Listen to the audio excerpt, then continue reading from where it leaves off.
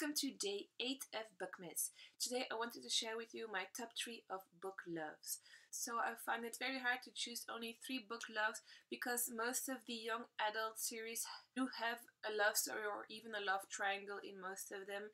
I tried to narrow it down to only 3 books, but I will give you some honorable mentions at the end of the video. So on number 3 I picked the Red Queen series by Victoria Aveyard. In this book we follow Mare Barrow, who is getting engaged to the youngest prince, Maven Calor. We see how that love develops over time. At the same moment she falls in love with his brother Cal, who is the crown prince. We see some conflicted emotions throughout the whole series.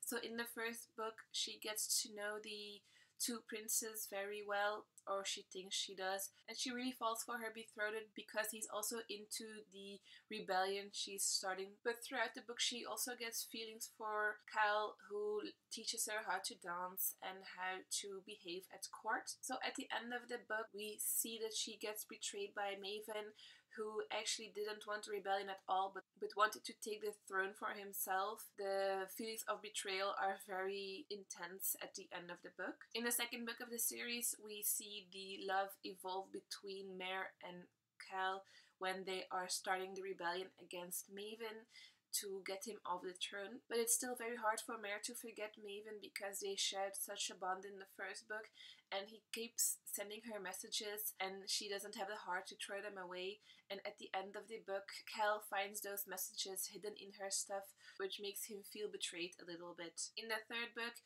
Mare is captured and Cal will do anything to get her out of Maven's grasp. At the same time, Maven is trying to connect again with Mare because he still has feelings for her, even though he betrayed her in the first 2 books. It's a really interesting love triangle to see.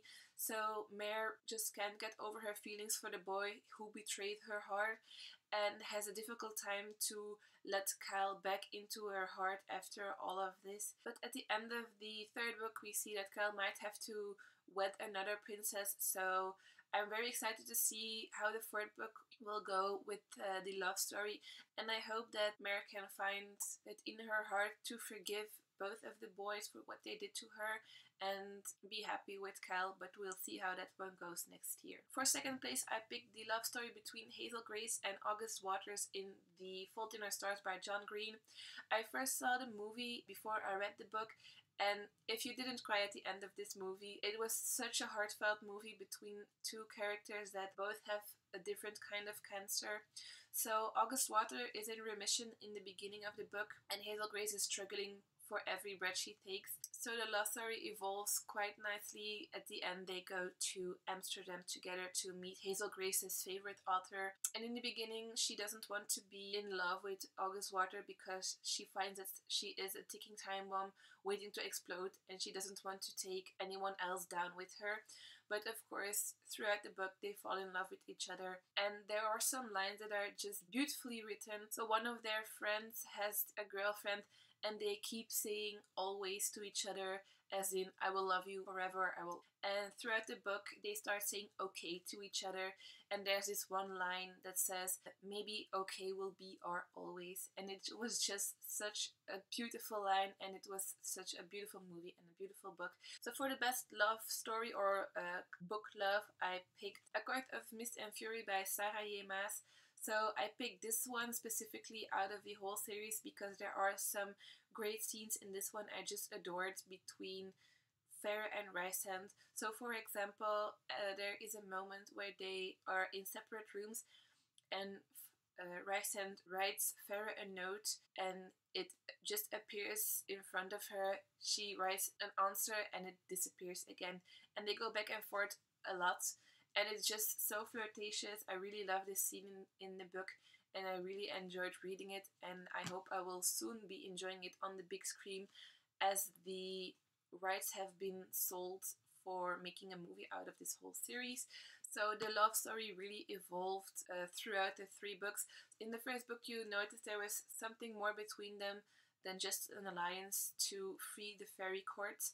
In the second book you get a full-on flirtatious episode, and at the end their love just blossoms. And in the third book you see how they will fight for their love, and it was just so interesting to read, and I just couldn't set it down. So definitely this one deserved first place. Okay, so because it was so very hard for me to pick only 3 book loves I really liked, I want to share with you some honorable notions. So the first one is Caravel by Stephanie Gaber. This one was just really nice to read because the love story in the book was just as confusing as the book itself. So you couldn't really tell if they were in love or if it was just part of the game.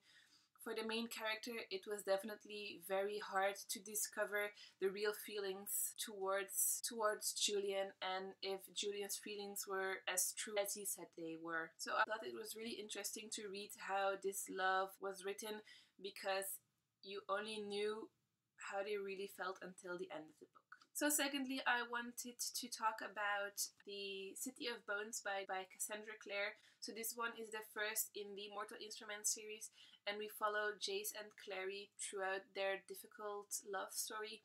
So in the beginning, it's very hard for Jace to let someone into his heart, but he finds Clary interesting because she is so brave, and I really liked his love a lot, not only in the books but as well in the first movie. The next one I also wanted to mention is the Divergent series, so the love between Triss and Tobias, or Four, I thought was very beautiful in the books. So throughout the series you see them struggle to be honest with each other and to trust one another.